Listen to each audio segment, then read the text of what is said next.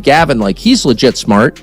I don't think there's anything at all at the core other than misery, another deeply, deeply unhappy person who, you know, we should be rooting for him to get his life together. But someone who kind of externalizes everything. You know, there's nothing at the center, and so everything is about the public display. A truly wounded, screwed up person, like on a very... Newsom, in every single interview I've seen him do, has passed the buck, even though he is the governor of this state. Yeah. He is pathetic. He's a snake. He's like... Consider this. Amid all the chaos around him, the governor keeps up his polished movie star look, flashing that signature Hollywood smile and perfectly coiffed hair. That man is Gavin Newsom. At first glance, he shines like a precious gem, but a closer look reveals it's nothing more than glass. Beneath the sharp suits and rehearsed speeches lies someone who seems more focused on playing a role than leading with purpose. Many describe him as empty, a smooth talker who can twist a crisis into a staged photo moment, all while maintaining an air of confidence. Meanwhile, California faces rising business closures, homelessness, and crime, yet Newsom acts as though he's auditioning for a perfume ad. Every gesture, every word feels scripted, designed for the spotlight rather than for the people who entrusted him with real authority. Gavin Newsom of California last month. We've chosen this. This is our decision to live in these conditions. It doesn't exist anywhere else in the world. So we've chosen this. We've accepted this. We can sit there and say thoughts and prayers, or we can look in the mirror and say, this is the price, I guess, of whatever. Fill in the blank. Freedom? This is the price I get. Freedom? Freedom from what? Prayer? How stupid is prayer? Says Gavin Newsom. People who pray are idiots. I'm the only God here. Bow down before me. You can no longer defend yourself. The next part is where things get truly striking. When real problems arise, he rarely, if ever, apologizes. Reflection doesn't seem to be his style. He just broadens that ever-present smile. He's the type who can look you straight in the eye, speak a falsehood with ease, and somehow get credit for it. This is all about image, not leadership. The priority is to appear polished while crises intensify rather than actually fixing them. Before we continue, don't forget to like this video and subscribe to the channel. It helps us grow and share even more compelling stories. Now, let's examine his take on accountability, or more accurately, how he avoids it. You might expect a governor to step up, accept responsibility, and lead during a crisis. Not Gavin. When problems occur, it's always someone else's fault. California faces raging wildfires, and he leans on climate change as a shield to sidestep criticism. Homelessness reaches critical levels, yet he points fingers at local governments as though he were a bystander rather than the person in charge. He has perfected the art of shifting blame, interview after interview. He speaks confidently, yet when a pointed question arises, he skillfully diverts attention elsewhere. So the other day. Did you really? Yeah. And what's that like? Does he smell like sulfur? It was by phone. I was talking to him on the phone. It's such a weird... he smelled like... that was too fast for me. Sulfur and hair grease. Yeah. No, but I was making fun of... I shouldn't even make fun of it because it's so tragic, but what's happened to the state and people living on the street. And what is his non-gaslighty perspective? He said, go back to Russia. You like Russia so much. I was like, actually, I'm originally from San Francisco, but I can't live there because... There's a reason critics call him a serpent. He is clever, slippery, and consistently avoids taking direct responsibility. It often seems his role is to sidestep problems rather than solve them, and he does it with unnerving ease. Where most politicians might stumble when bending the truth, Newsom stays composed, even charming.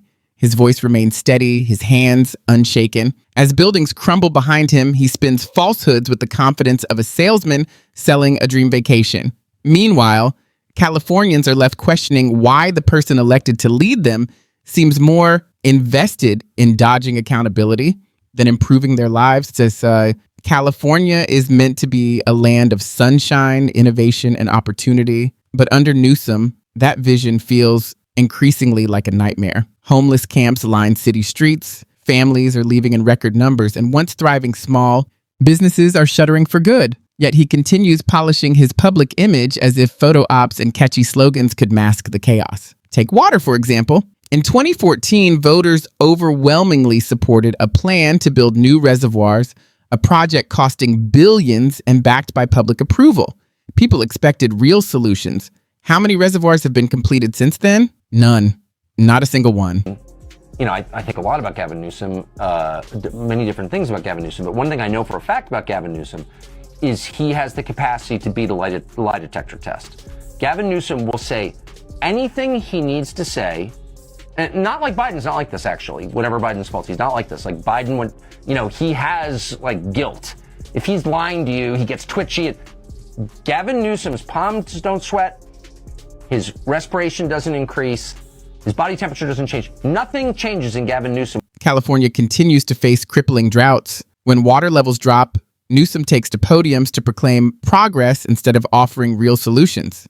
Then there's the electricity grid. Rolling blackouts are becoming increasingly common. Despite promises of solar panels, wind turbines, and other green energy initiatives, residents are left wondering if charging a car or even a phone will be the next gamble. California has become the only state where powering basic devices feels risky, yet it is touted as a model for the future. These aren't minor missteps, they are systemic failures. And still, Newsom refuses to take responsibility, choosing instead to maintain the illusion of competence. Critics argue that this isn't just poor leadership, it's deliberate negligence, cloaked in smooth talk and designer suits. Meanwhile, the cost of living has soared. Families often spend more on gas than the average American spends on rent. Rising prices for housing, groceries, and energy stretch wages beyond their limits. For the middle class, it's like drowning without a lifeguard in sight. Small businesses, the backbone of local communities, have been crushed. Many shuttered permanently during the pandemic, buried under regulations and soaring costs.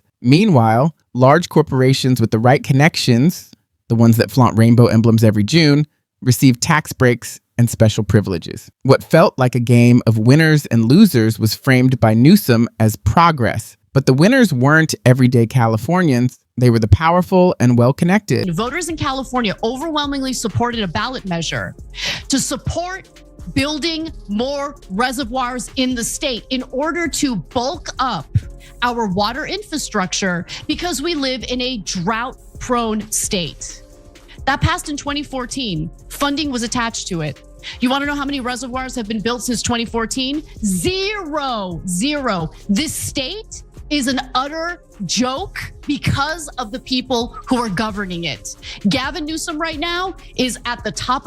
California has become unlivable for many. Families didn't leave by choice. They had no other option. The American dream shrank into a grim joke as the state's wealthy maintained their lavish lifestyles while everyone else struggled just to get by. Critics argue that Newsom has perfected a troubling practice, shifting wealth around in ways that favor the rich rather than helping the working class, leaving only the poorest and most desperate behind when the middle class disappears. The nation saw this duplicity play out during the infamous French Laundry dinner. Imagine this. Californians were under strict lockdowns, warned they couldn't spend holidays with loved ones, and told that breaking the rules could cost lives. Many faced loneliness at funerals, weddings, and birthday gatherings. And what was the governor doing? He was dining with lobbyists and political donors at one of the country's most exclusive restaurants, completely exempt from the restrictions that devastated small businesses and tore families apart. For Newsom, expensive meals, champagne, and chandeliers cost more than most Californians earn in a week. When caught, he downplayed it as just a dinner with friends. Yet the guest list told a very different story. He listens to those who bring the money. That night became a symbol of betrayal and arrogance, showing Californians that their leader was above the law and insulated from the hardships he imposed on others. The French Laundry incident wasn't just controversy. It revealed that Newsom cared more about maintaining his image for powerful allies than supporting the people who elected him.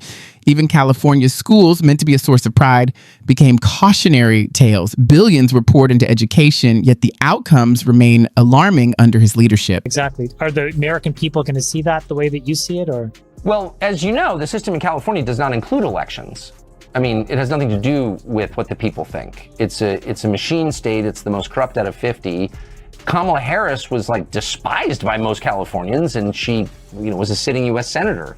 Poor Dianne Feinstein, my neighbor in Washington. I don't think she was a horrible person, just for the record, but she was non-compos menace, and she could have lived. Many students are graduating without basic skills in math, map reading, or critical thinking. Yet somehow they can plan elaborate TikTok demonstrations using nothing but emojis. Critics argue that this isn't just poor performance, It's intentional mismanagement. Instead of preparing children for the real world, the focus has shifted to flooding classrooms with current events and political slogans. Schools have transformed from centers of learning into stages for activism. Parents watch in frustration as funds disappear into the system, while their children leave school less prepared to navigate life beyond the classroom. And this isn't a minor issue. The future of a state depends on the strength of its workforce, economy, and education system, and California is failing on all three, despite having some of the highest taxes in the nation. As one commentator put it, if the goal was to produce confused, entitled, screen-dependent philosophers, then mission accomplished. Beneath the sarcasm lies a troubling reality. California's youth aren't being given the tools to succeed. Parents see the consequences firsthand, while politicians like Newsom celebrate ribbon cuttings and flashy initiatives. The students most affected are those who will soon enter the workforce, burdened with debt, lacking practical skills, and unprepared to thrive in the very economy their state claims to lead. Is mismanagement of epic proportions, and the mere existence, and it is real, the existence of climate change should not be utilized as a talking point in order to pass the buck, in order to deflect blame, in order to refuse to take any personal responsibility for how poorly this state has been governed for several years now. I am so disgusted with these people. I mean, Newsom is the governor. He's the top dog in California. The future in California feels defined more by disappointment than by hope. Homelessness stands out as the state's most visible scar. Families live in cars. Sidewalks have become makeshift shelters, and blocks of tents stretch across San Francisco and Los Angeles. Billions of dollars have been poured into solutions, yet the problem only grows. Newsom takes the stage, announcing new programs with flashy titles that promise creativity and compassion. But when you look at the results, there's little to show, just funding for groups that offer slogans instead of solutions. Critics compare it to a child proudly displaying crayon drawings of people in distress, colorful, attention-grabbing, but ultimately meaningless. The situation is worsened by state policies. Stores effectively become open access ATMs for thieves because thefts under $1,000 carry no penalties. Videos show crowds swarming shopping centers like scenes from a video game. But Newsom avoids accountability, framing the chaos as systemic injustice.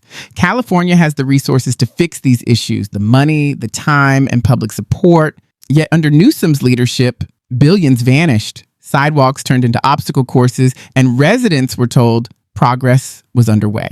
Reality tells a different story. Homelessness is not being solved. The approach resembles a public relations campaign more than a real strategy.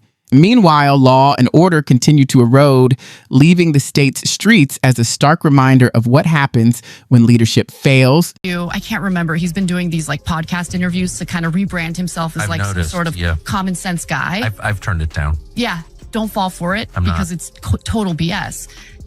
But, he said something along the lines of, I take personal accountability. I made a big mistake by getting caught, I was at the French Laundry. It's like some ritzy, fancy restaurant during COVID after I told Californians, don't get together with family members during the holidays. It's very dangerous, whatever. He said that he was having dinner with friends. It was his friend's birthday. No. He was having dinner with his donors. So even in the context where he's pretending to take accountability. Cities are stretched thin and underfunded, with police departments losing resources faster than a failed tech startup. Crime spread rapidly. Officers felt abandoned, and morale plummeted. For ordinary residents, neighborhoods that were once safe began to feel like chaotic, open-world video games. This was no game, though. People carried on with their lives while thefts and break-ins happened in broad daylight. The public was told to accept this as the cost of progress, even as more lenient laws allowed criminals to operate with near impunity. Meanwhile, Newsom stood tall in his tailored suits and spray tan, speaking about social justice while ignoring the devastation his policies created. Then came the fires. Every summer, California burned. Yet each year, Newsom would speak of climate justice, posing for photos on scorched land as though the destruction were mere bad luck rather than the predictable result of years of mismanaged forests. Insurance companies abandoned the state, leaving homeowners unprotected. And the governor, he continued shifting blame, sometimes even pointing At Texas, it was like watching the Titanic's captain pretend the iceberg never existed while auditioning for another cruise line job. California's disasters were not inevitable. They were magnified by poor leadership, leaving the state to bear the consequences. Newsom always found a new stage, a new camera, and a fresh excuse instead of taking responsibility. Meanwhile, the state he was supposed to protect continued to crumble. He wasn't just clinging to power as California faltered, he was aiming for national recognition. By highlighting problems in other states and openly criticizing governors like Ron DeSantis, he positioned himself as a champion of progressive ideals. But critics saw a different picture. A man attempting to export California's failures across the country. Imagine sending Washington a gift wrapped in skyrocketing gas prices, rolling blackouts, swelling homelessness, and failing schools. One analyst even suggested his slogan might as well be, "Make America California Again." It sounded less like ambition and more like a warning. Having Newsom in the White House, many argued, would be like handing a lit match to a burning car. There was no vision for leadership, only the illusion of progress wrapped in hashtags, slogans, and polished speeches under the guise of development. It was all theater, style over substance, and the people of California were left to face the consequences. He smiled for the cameras, spending more on gas than many Americans pay for rent, while Californians watched their middle class vanish. Critics warned that his style of governance might spread nationwide. Putting California's architect in charge of the country, they argued, would be like inviting disaster to dinner and paying for whatever wine it chose. California has become a cautionary tale. That is the core of the criticism. Gavin Newsom is a performer, not a leader. Every press conference and speech feels like an audition. Behind the lights and cameras, the state continues to crumble, even as he presents himself as a modern leader. Despite promises of equality, division grows. Despite claims of unity, his policies alienate citizens. He offers rhetoric, not results. Deadlock dressed as optimism. During lockdowns, Californians were forced to stay home, cancel gatherings, and make sacrifices. While Newsom dined at the French Laundry with donors, he lived by a separate set of rules, hiding the truth about his company and issuing a half-hearted apology when caught. It was never about taking responsibility. It was about reframing mistakes as something else entirely. He even staged photos of himself amid wildfire destruction, turning tragedy into optics rather than action. Even his promises to end homelessness became little more than slogans. Critics argued that California would already be a utopia if problems could truly be solved with speeches and hashtags. Instead, businesses failed, families fled the state, and gas prices soared higher than groceries. It isn't a single misstep that fuels the criticism. It's a pattern. A governor who talks the part, looks the part, but never delivers. California has become a cautionary tale disguised as a political success. Before we move on, don't forget to hit the like button and subscribe to this channel if you enjoyed the video. Share your thoughts in the comments. I'll see you in the next one. The French Laundry incident made headlines and Newsom held press conferences, but the deeper reality was far more damaging. Style, not substance, has been the foundation of his career. By the time the truth sank in, Californians were already feeling the impact. Rising housing costs, endless taxes, and stagnant wages have pushed the middle class out. California is quickly becoming an export state of families, longtime residents leaving behind the state they once called home. Newsom, meanwhile, ramped up his efforts to position himself as the next leader of the Democratic Party. His hair was immaculate, his speeches rehearsed, and his confidence unwavering, projecting the image of someone who had unlocked the secret to leadership. Cameras loved him, supporters applauded him, and he moved as if he were already on a national stage. Yet critics saw straight through the facade. They argued that a governor whose signature accomplishment is driving disillusioned families from their homes hardly deserves a promotion to the White House. California's struggles were no secret. Homeless camps sprawled across city sidewalks, families lived in cars, and once thriving small businesses shut their doors under soaring taxes and unrelenting regulations. Gas prices climbed higher than groceries, energy outages became routine, and the state's water crisis worsened despite billions of dollars in promised solutions. Schools churned out students lacking basic skills, while classrooms were flooded with political slogans and demonstrations instead of practical learning. Californians bore the brunt, while Newsom smiled for cameras, posed for staged photos amid wildfires, and attended lavish dinners with donors. Meanwhile, he spun each failure into a narrative that cast himself as a hero. Rolling blackouts, rising crime, and systemic mismanagement were reframed as challenges met with compassion and ingenuity. But the people who lived this reality knew better. The more he performed, the more the sheen came off. The polished image clashed with broken promises, empty initiatives, and escalating despair. California's challenges were magnified by ineffective leadership. Yet, Newsom's national aspirations pressed forward as if the state's suffering were merely a backdrop to his ambitions. Ultimately, the facade was cracking. What once seemed like charisma and confidence revealed only ineffectiveness and pretense. The middle class was leaving, small businesses were collapsing, and the state's most vulnerable were left to fend for themselves. California's story, once a symbol of opportunity, was now a cautionary tale, one that critics warned the nation should watch closely before following Newsom's lead.